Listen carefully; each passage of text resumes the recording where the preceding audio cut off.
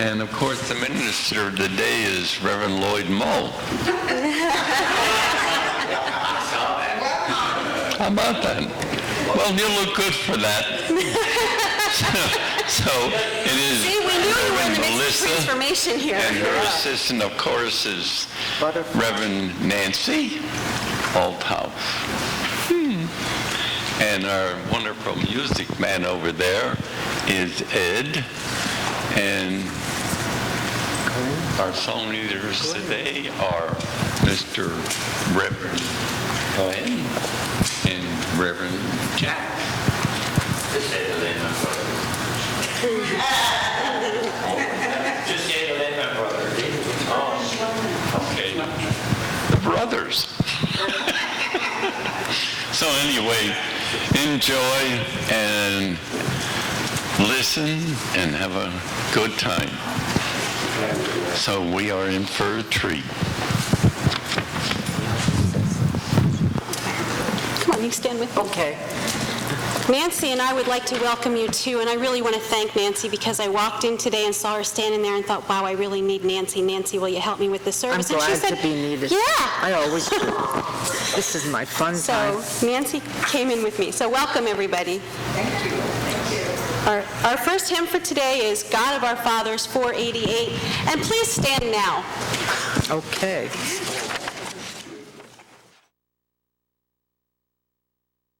Holy Spirit, upon this service today. Welcome, Jesus the Christ and all ascended masters. We ask today for special guidance to go into the hearts and the minds of all our world leaders,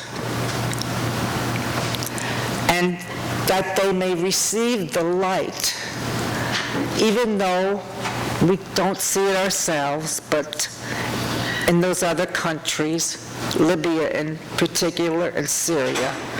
Let's offer our prayers up to them to help them in their lives. And now we will sing the Our Father. As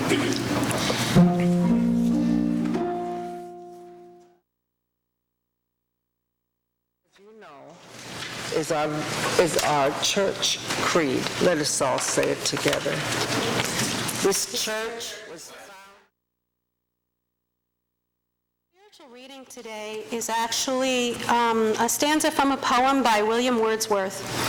And this poem came out of his question as to why, as a child, he was able to see immortal presence in nature, but as he grew, it was fading away, except in the moments in meditation when he was able to experience those moments. He says, our birth is but a sleep and forgetting. The soul that rises with us, our life star, hath had elsewhere its setting, and cometh from afar, not in entire forgetfulness, and not in utter nakedness, but trailing clouds of glory do we come from God, who is our home. Amen. Our next hymn is Mansion Over the Hilltop, number 471, and let's keep it moving. We all know the chorus.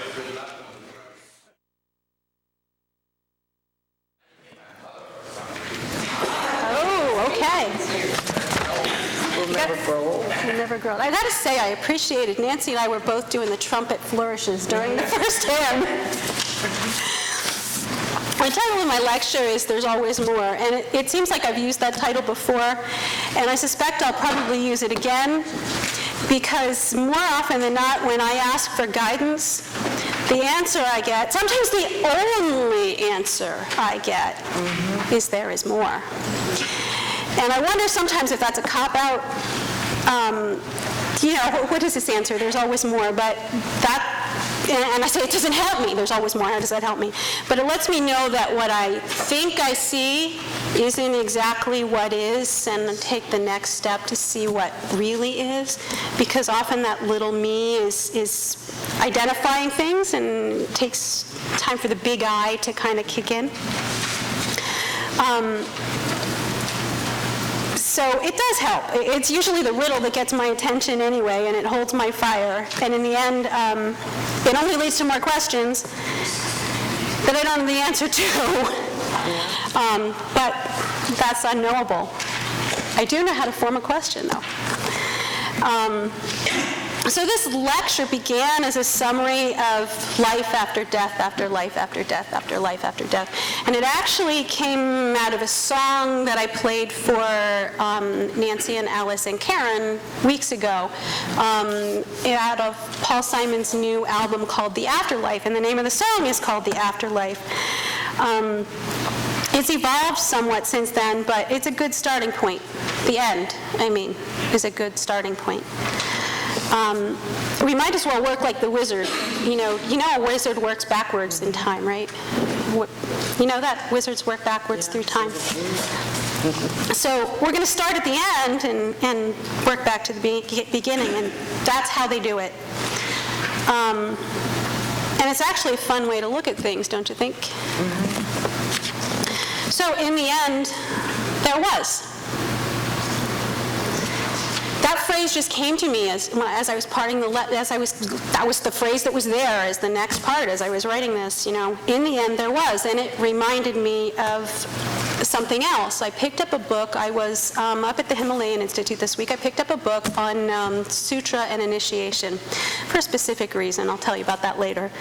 I opened the book, and the very first page I opened the book to was a Bible passage in a book on yoga. And they were the words from John chapter 1, verse 1. In the beginning was the Word, and the Word was with God, and the Word was God. The passage continues, He was with God in the beginning. Through Him all things were made. Without Him nothing was made that has been made.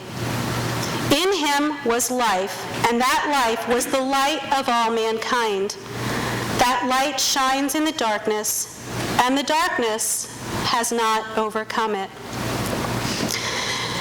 Now, that book was about yoga philosophy, yet there it was, a universal truth. So anyway, now moving backward through time, I think that the beginning and the end are very similar, if not the same. We could say that in the end was the Word, and the Word was God. Yes. Words are very powerful. Yes. Another way to say it is that in the end there is light. It was there all along. I just didn't know it existed. It held my heart but did not let its presence be known.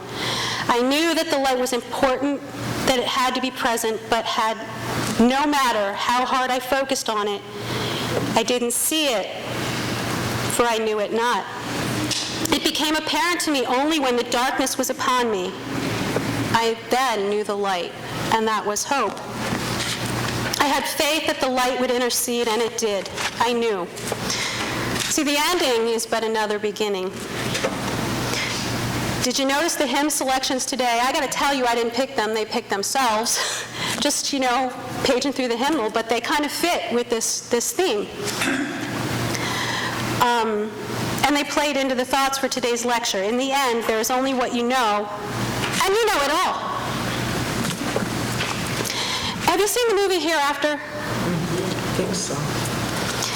I gotta tell you, it kind of held my interest. Even though it was all over, it kind of kept me focused. And toward the end, George, Matt Damon's character, is talking to Marcus. Now, Marcus is one of a pair of twins, and his brother was killed in the beginning of the movie. And he spends the whole movie in unrest because his twin brother is missing. And he doesn't know what to do. So he's having a really, really difficult time, and he starts going to all of these psychics. And some of the things the psychics told him were awful. And they were just, outright lies. But he tracked down Matt Damon through a series of synchronistic events. They ended up in the same place. Because remember, Matt Damon's character, George, lived in the United States. Marcus lived in England, and the other main character lived in France. And somehow at the end of this movie, they all ended up in the same place at the same time. But what happened was when Marcus tracked George down and said, I need to talk. I need you. And he was persistent. He wouldn't go away. And finally, George agreed, because George was a very reluctant medium. He didn't go there. He just didn't like to go there. So George held his hands, and he talked to him, and his brother Jace came through. And it really struck me, one of the things that Jace said to Marcus through George. He said, "It's not so bad. It's actually kind of fun. It's kind of cool to be everywhere all at once." And when he starts to pull away, and he says he won't be back, Marcus starts to cry. And his parting words were, "You won't be alone. You are me. One cell, split apart, but together always." Do you feel that? Yes. You are me. One cell, split apart, but together always. I know it's a movie, and I know they're talking about the bond between identical twins, but you can feel that truth there. I know I can. Together always. And there's always more. Sometimes it seems there's always more is my mantra. You know, a mantra is a power word. That it's a bridge that takes you from out to in.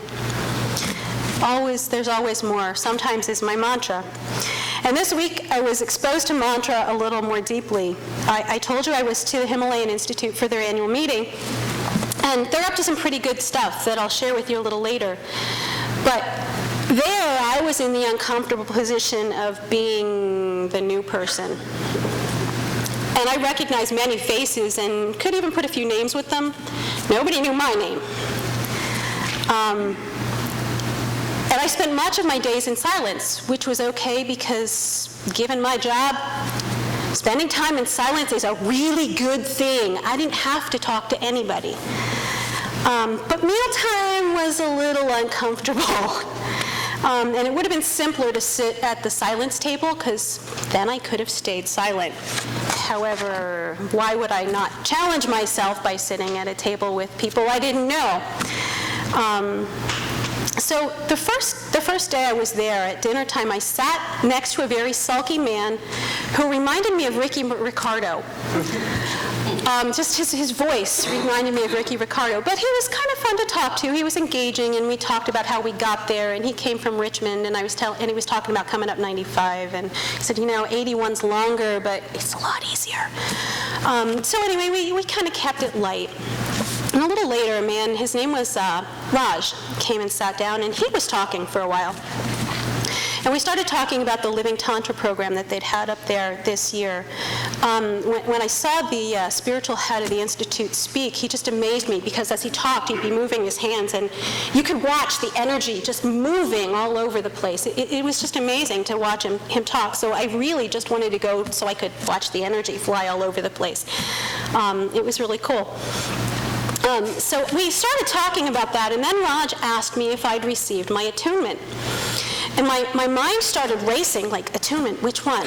Reiki, Shambhala, blah, blah, blah. And I'm like, what is he talking about? Which attunement? And he read the look on my face, and he says, your initiation. Did you get your initiation? And I kind of looked at him. He says, your mantra. Did he give you your mantra? Finally, I said, you know what? Explain. Well, that's all it took for him to switch his attention to the person next to him who knew what he was talking about. So while I know the truths on his path, the rituals and the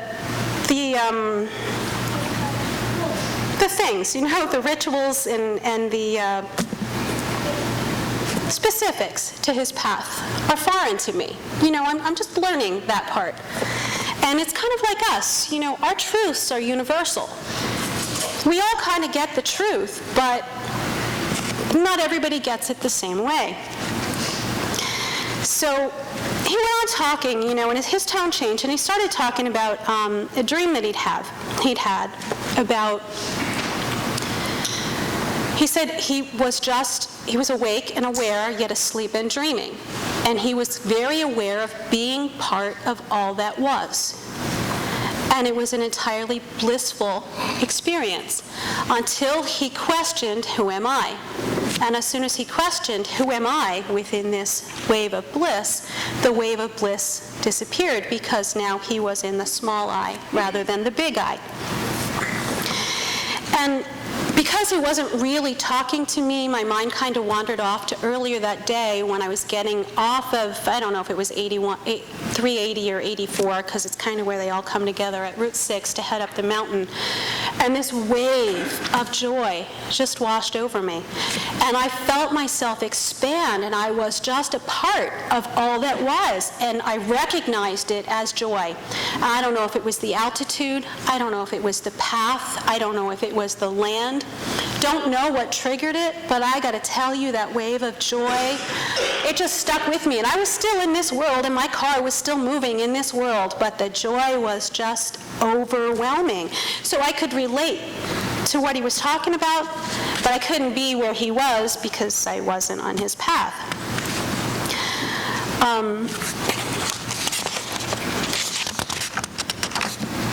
So anyway, I relished the feeling. I just knew it was joy. And then I was thinking as he talked, I was thinking about we're the same but different. And of course, the little I was saying, and you're no better than I am. You know, that's just, you know, that little insecurity there. The next morning during meditation, I was sitting in my room meditating, and all of a sudden there was just this flash, attunement. I was like, okay, there's that word again. And then it kind of flowed, you know, initiation, attunement, at-one-ment. It all brings you back closer to all that is. In the hereafter, you're part of all that is. So at-one-ment. All that is, and all that is sheer joy. After breakfast, I walked into the tea room, and there laying on a table was a large book. Oh, sitting open. Big words across the top of the page. A wave of bliss. Like, wow, you're really trying to drive this point home. And it brought me back full circle, again to the topic of today's lesson, there's always more. And you know, I just realized as I was writing this that I actually did get one of my mantras. I told you, there's always more. I found those words coming to me again on Friday when I was feeling again a little inadequate. And did you ever notice how when you feel inadequate, it's always their fault? They did it. Yes. And I walked past the doors to the dining area, and some woman gave me the look. Can't tell you what the look is, but every time I walk past those doors, she gave me the look. And I was starting to feel really uncomfortable and thinking, wow, some of these people are really unfriendly. Now, I don't want you to get the wrong impression because mostly everybody I came across was friendly and joyful, but, you know, it was like, what does that look mean? And the little voice said, there's always more.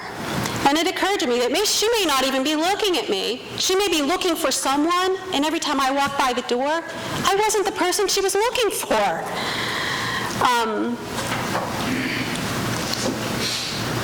So it occurred to me that I am an outsider, like it or not. And I'm not so easy to get along with initially. You know, not easy to get to know because I tend to be really quiet. So I certainly didn't help the situation because I just tend to be quiet and absorb it until you strike that chord in me that's the same as the chord in you. And then I wake up, sometimes. So there's always more. There's a different way of looking at things. We ran out of time during that annual meeting, and Panditji had only a few minutes to speak, but wow, can that man pack a lot into a few minutes. And he did. And I wanted to share with you one of the things that he said because it was repeated. He said, we are manufacturers, cultivators, if you will, of open, loving human hearts. Now, he was talking about the members and initiates and the staff and residents of the Himalayan Institute. However, I see that mission as being broader. We, all of us here in this room, are cultivators of human hearts. Same path, different stops along the way. We're all doing the same thing. We are cultivators of human hearts. It's our job. That's what we came into this world to do. Now, talking about politics from the pulpit is never, ever a good idea. And I don't do it. But just for a minute, I'm going to go there. Because one of the things that he said is that we are responsible for today's political climate.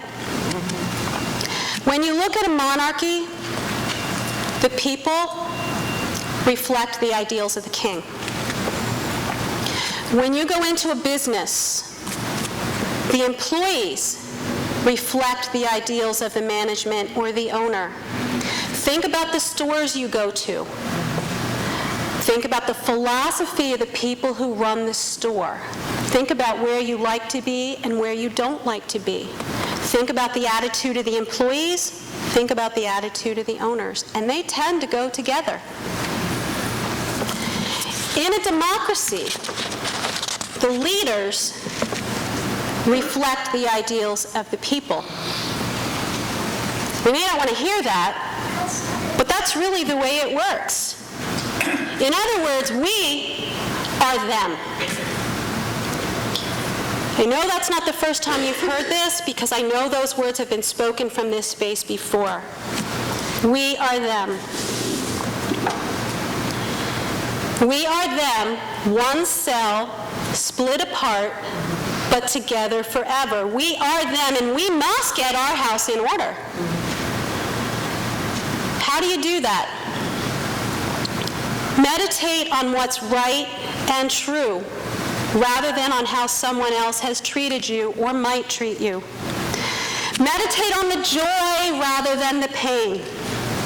Meditate on the truth rather than manufactured lies. This raises your vibration and the vibration of the collective consciousness. Pay attention to your thoughts. As metaphysicians, you know that thoughts are things. And what you focus on, what you meditate on, is what you create. So how do you do that? Know that beyond what you see, beyond what you feel, beyond what you touch, there is always, always more. And when you allow for that possibility, you realize that nothing is what you believe it to be. There is always more. Thank you.